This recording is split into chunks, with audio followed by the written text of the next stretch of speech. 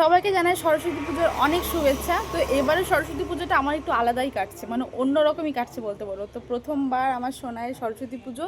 তো প্রত্যেক বছর সরস্বতী পুজোতে সেজে গুজে আমাদের এখানে পাশে একটা মেলা হয়, রতন্তী কালী পুজোর মেলা হয়, সেখানে বন্ধুরা সবাই মিলে অনেক আনন্দ করি। কিন্তু এবছর আর আমি যেতে পারছি না। এবছর আমার সরস্বতী পুজোটা একটু অন্যরকম, কারণ আমার কাছে সোনাই আছে।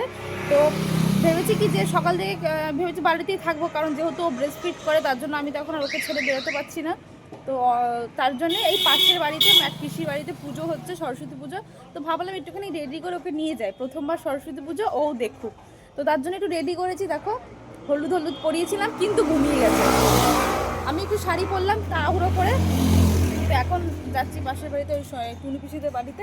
তো চলো সেখানে গিয়ে তোমাদের সরস্বতী পুজোটা দেখাচ্ছি।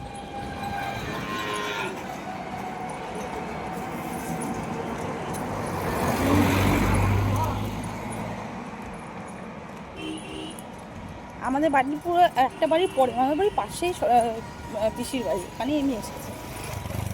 ঘুমাচ্ছে তাও নিয়ে এসেছি। ওম বিষ্ণু ওম বিষ্ণু ওম ভগবতী সর্বাপদে ওম সর্বাপদে দেবী গণে হরি তুস্মিন সমর্পিতমস্তু।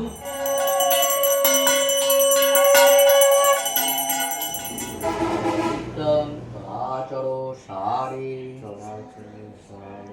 উচ যুগ মুক্তার হারে বীণা পুস্তক রঞ্জিত হস্তে ভগবতী ভারতী দেবী নমস্তুতে। সরস্বতী মহাভাগে বিদ্যে কমল দেহি নমস্তুতে।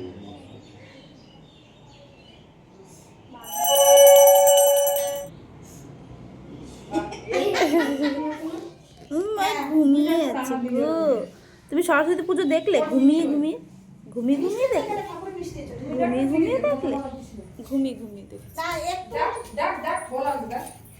এখন ফলো করনি, অবশ্যই ফলো করে দিও। দেখাবে নেক্সট ভিডিওতে। আর যারা ইউটিউব থেকে দেখে থাকছো তাদের অবশ্যই সাবস্ক্রাইব করো। তো চলো দেখাবে নেক্সট ভিডিওতে, অন্য কোনো একটা ভালো ভিডিওতে খুব তাড়াতাড়ি। ততক্ষণের জন্য বাই বাই।